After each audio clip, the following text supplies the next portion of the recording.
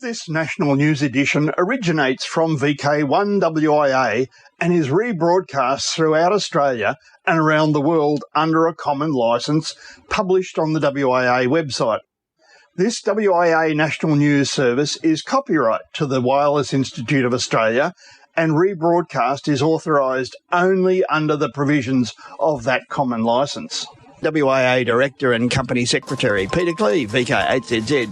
From Australia, this is the Wireless Institute of Australia with the weekly news service. This broadcast is in text, audio and video and is accessed on wia.org.au. In WIA National News this week, Pete Cherry, VK2LP, WIA Returning Officer, Peter Cleave, VK8ZZ, WIA Secretary, Scott Williams, VK3KJ, WIA Director and President. A few WIA news broadcasts ago, Alan, VK2COD, was looking for Santa. Well, he's a happy chappy, as he reveals in his Youth on the Air segment today. VK2SANTA has made contact. But wait, there's more, much more, in this edition of news from the Wireless Institute of Australia for week commencing Sunday, December 7, 2025. I'm Editor Graham, VK4BB. This is VK1WIA.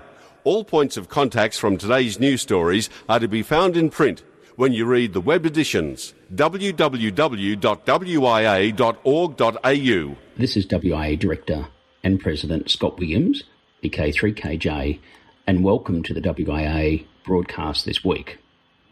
This week, the Australian Communications and Media Authority, ACMA, released a communique titled Youth Access to ACMA Assist.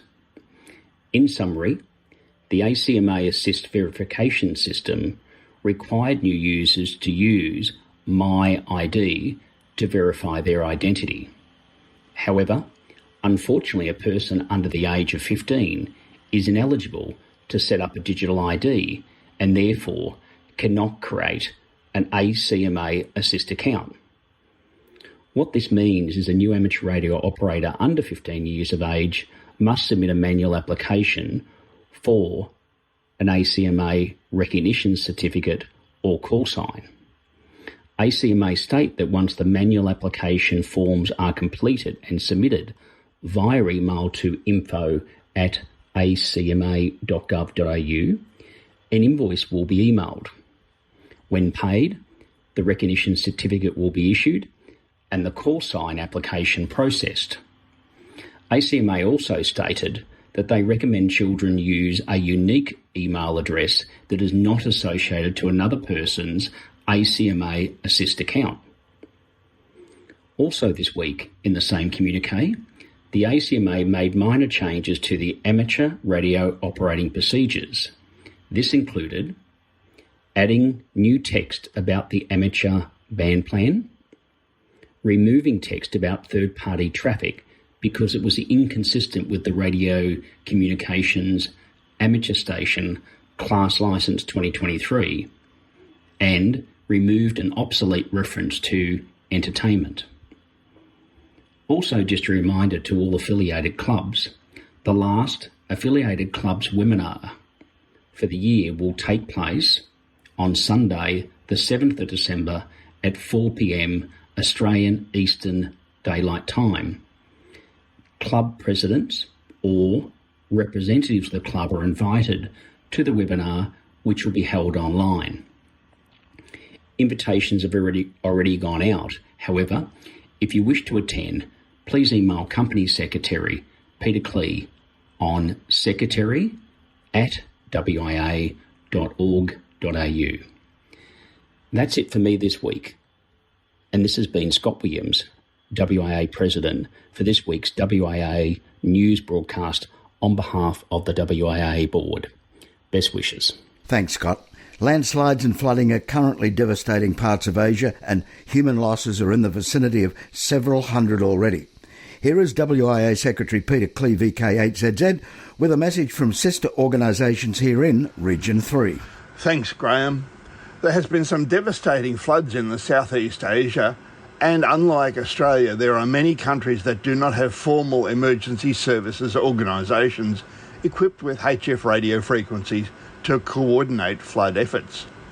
Amateur radio is used extensively in Asia to assist flood efforts, and currently there are operations being undertaken in Indonesia, Sri Lanka and Malaysia. Amateurs are requested to keep clear of working frequencies being used to coordinate emergency operations in Asia. Extensive use is being made of 40 metres, and amateurs are requested to be mindful of these operations.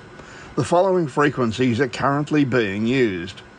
On 40 metres, 7110 MHz, 7100 MHz and 7060 MHz.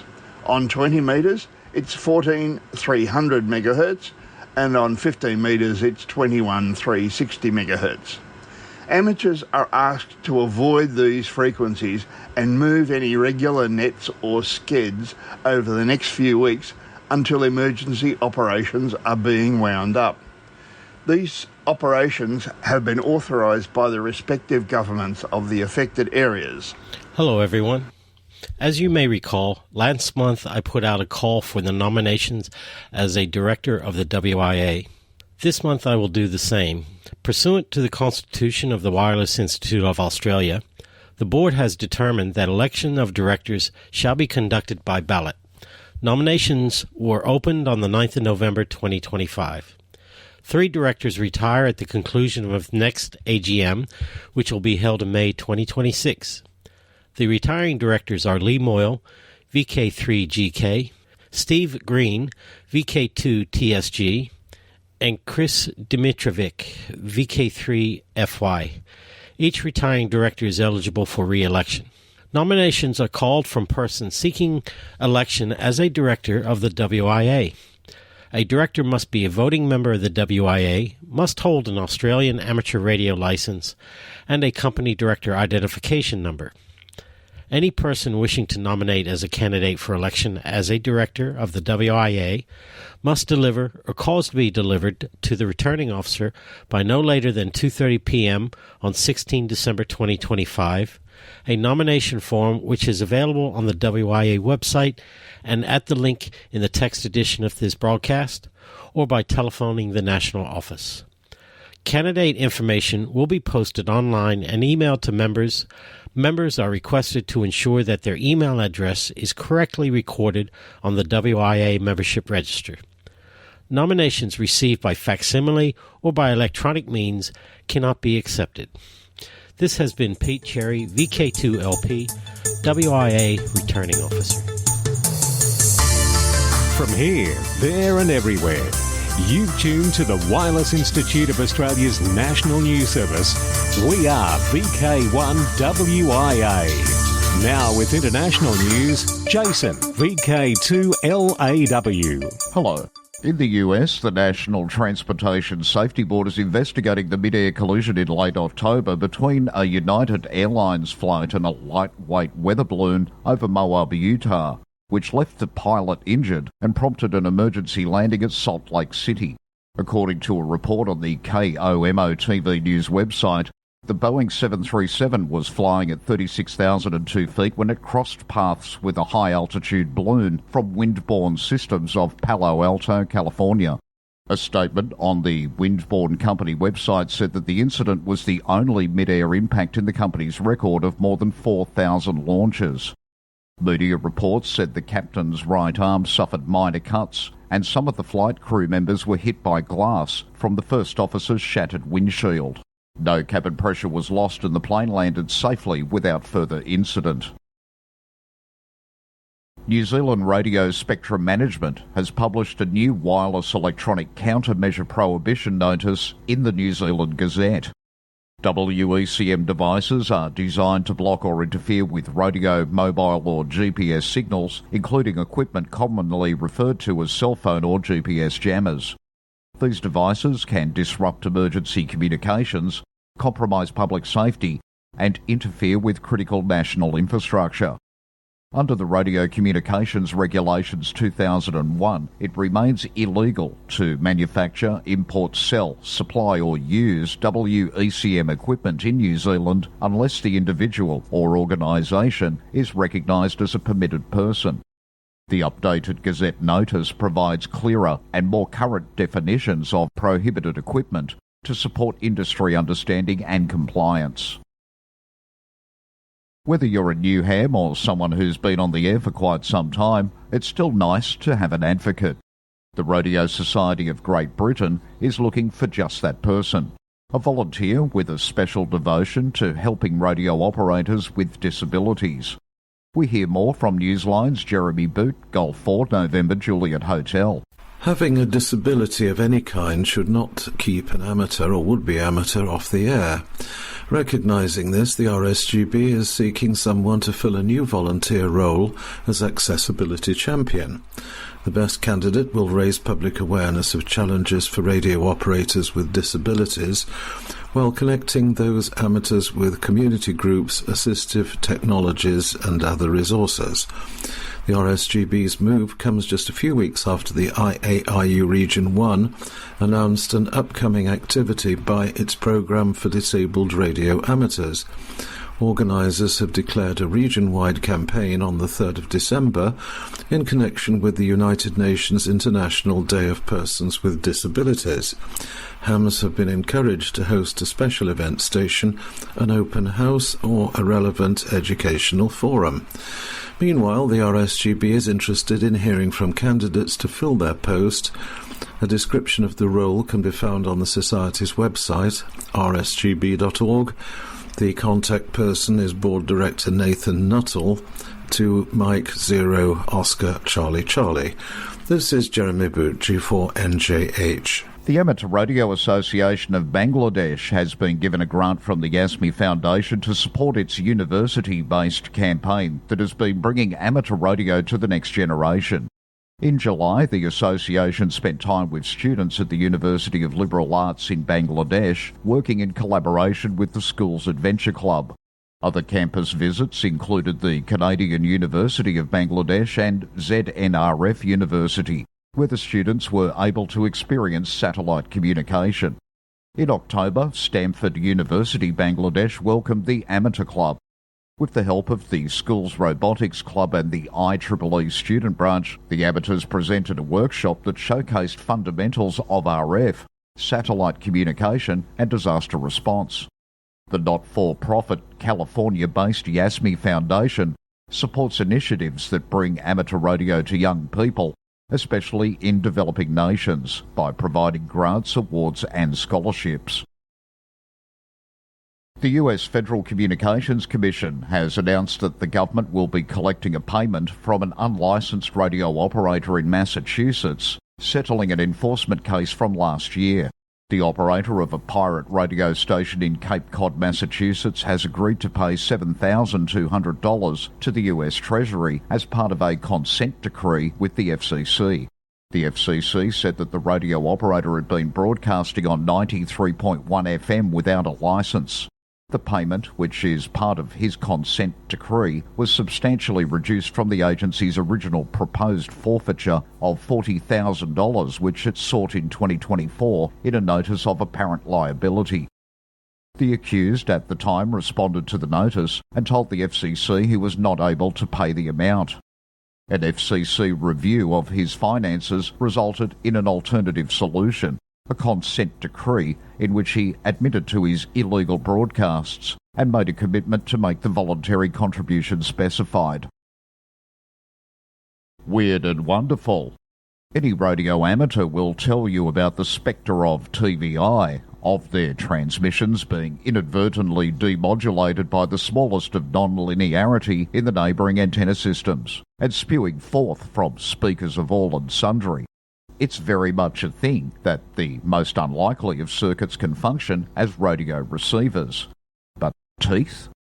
Going through a series of news reports over the decades, including one of Lucille Ball uncovering a hidden Japanese spy transmitter, it's something all experts who have looked at the issue have concluded there is little evidence for. It was also investigated by Mythbusters. But it's an alluring tale. So, is it entirely fabricated? What we can say is that teeth are sensitive to sound, not in themselves, but because the jaw provides a good path bringing vibrations to the region of the ear. And it's certainly possible that the active chemical environment surrounding a metal filling in a patient's mouth could give rise to electrical nonlinearities. But could a human body, in an ordinary RF environment, act as a good enough antenna to provide enough energy for something to happen? We have our doubts. It's a perennial story, even in fiction.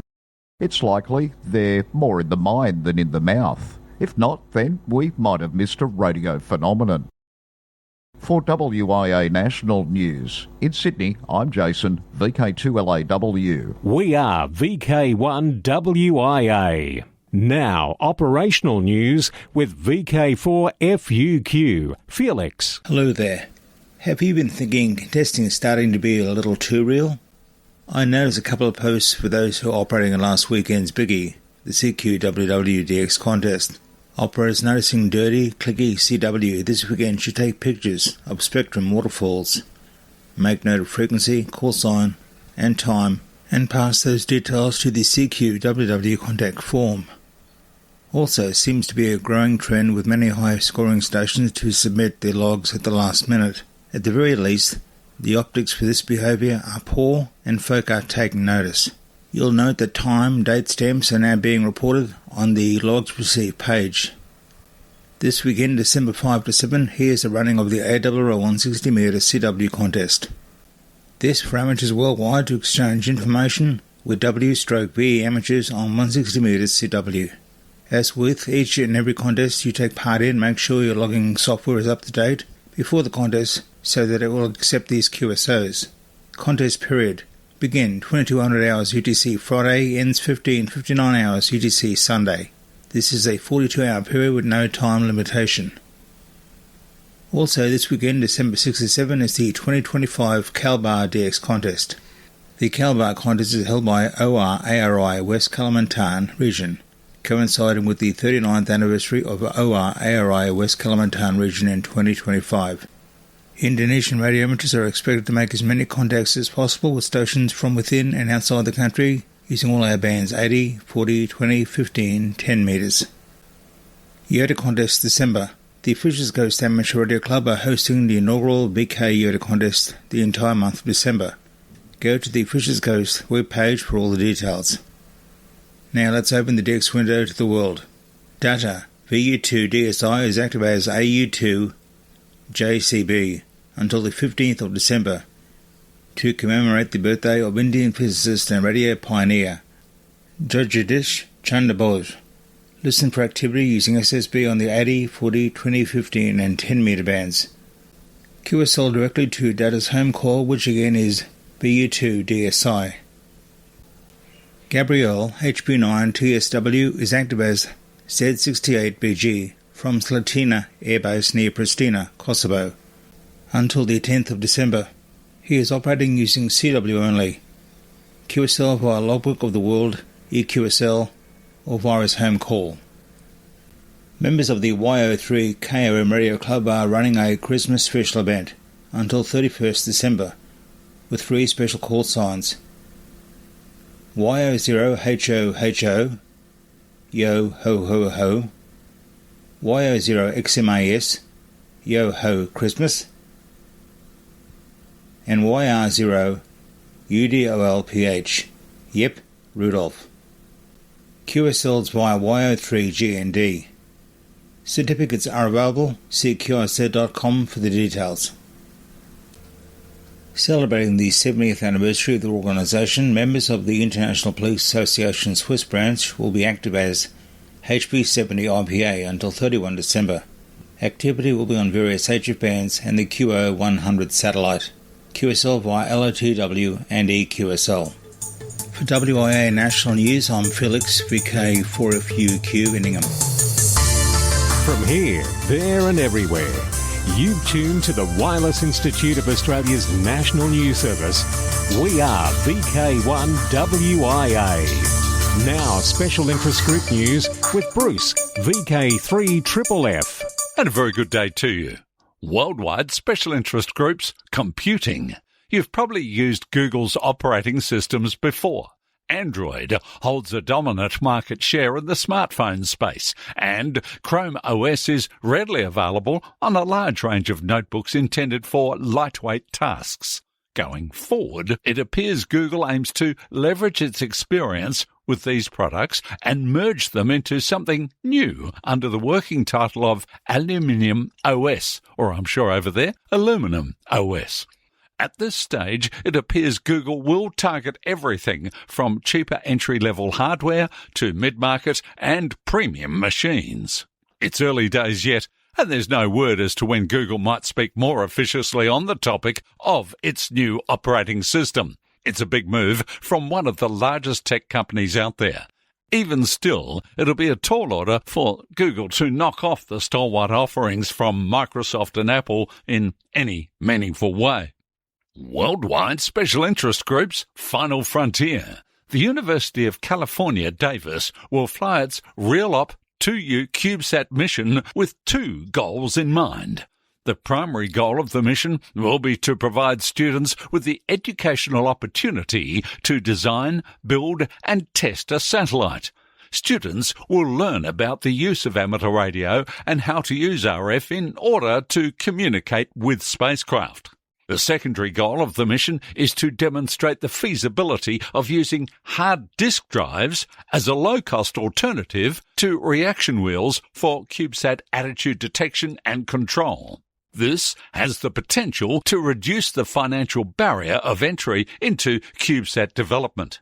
A UHF GMSK downlink with a 96 kHz symbol rate on 437.400 MHz is proposed. Telemetry packets will use HDLC framing and a rate 1/2 convolutional forward error correction. Deployment from the ISS is planned for June 2026.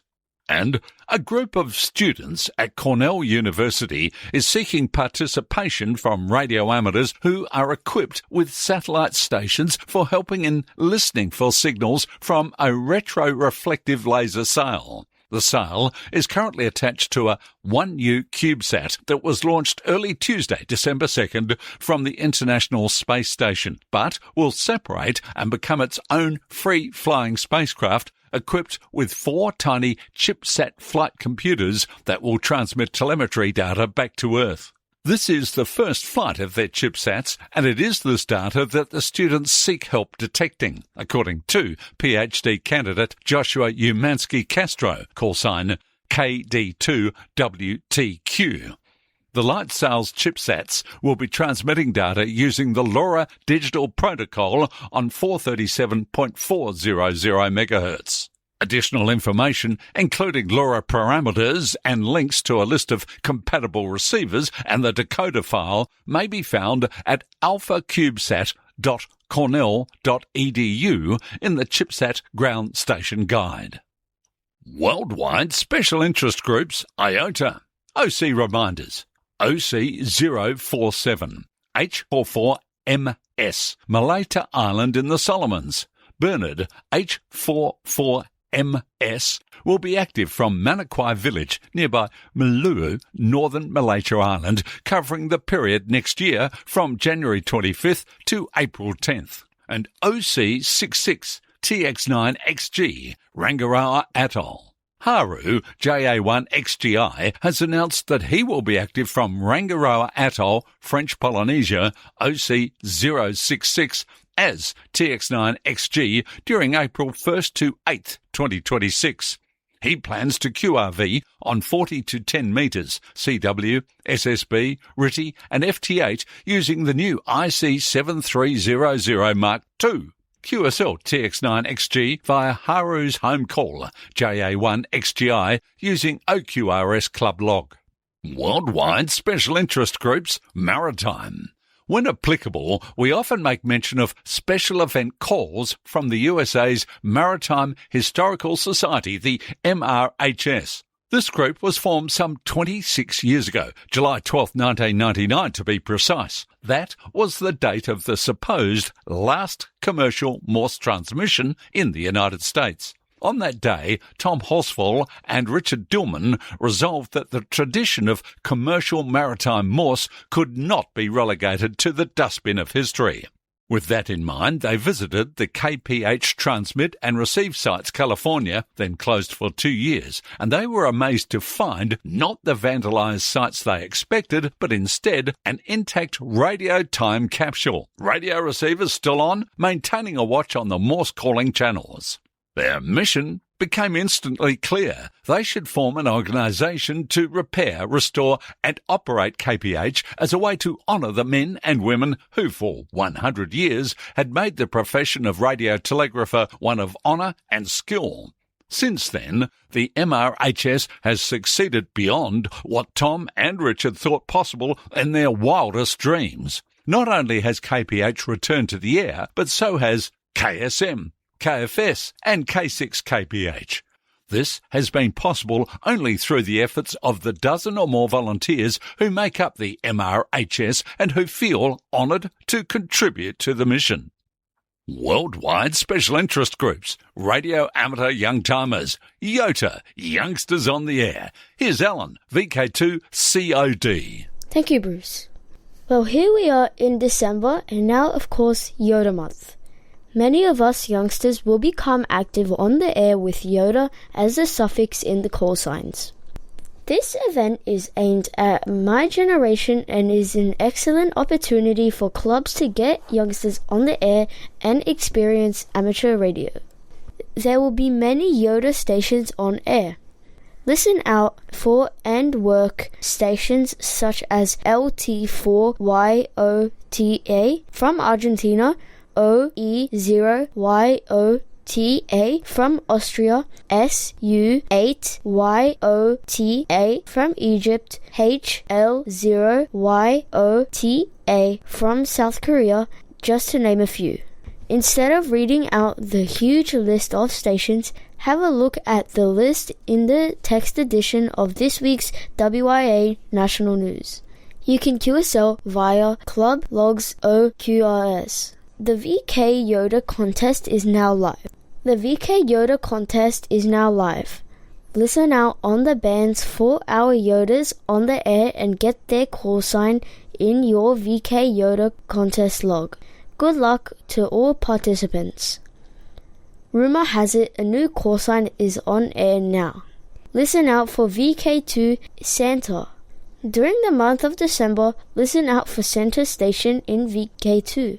Make a contact so you can have a direct RF line to the workshop in the North Pole. Or if you know a little harmonic that may want to speak with Santa, get him on the air to make contact. Although Santa can't win the contest, get that call sign in your log for the VK YOTA contest for your points. Looking for something to kick back over the school holidays? A free app named Space Flight Simulator by Team Curiosity is available for your Android and iOS phones. On the app, you can build any rocket you like from available parts and explore planets in our solar system as you wish. It can be found at the Google Play and the Apple Store. For WIA National News, I'm Alan, VK2COD in Sydney. Now back to you, Bruce. Thanks, Alan. Worldwide Special Interest Groups Video. The North America's ham radio magazine, TWIAR, has shared a great little fun video clip. It's worth a view, even if it's probably been compiled for last weekend's CWWW DX contest. The link is in the text edition of this week's Ham News from Australia, best read at wia.org.au. It's by a German ham, Hammet DK4BE, who created this upbeat song with a lot of jargon we all should know quite well. Wiles, Field Day, Moon Bounce and the like, and it's in English. I'm Bruce, VK3FFF from sunny Bendigo. It's a date, and we're going to leave you with first set we've got for 2026 for February. In VK3, it's Ballarat Amateur Radio Group's Hamvention, Sunday, Feb 1, and in VK6, Parkfest at the Mandurah Bowling Club, February, and that happens at 9 a.m. We'll be back right here, same time, same fun channel, next week with WIA National News. I'm Editor Graham, VK4BB. Walk softly. From Australia, this has been the Wireless Institute of Australia with the weekly news service. This broadcast is in text, audio and video and is accessed on wia.org.au.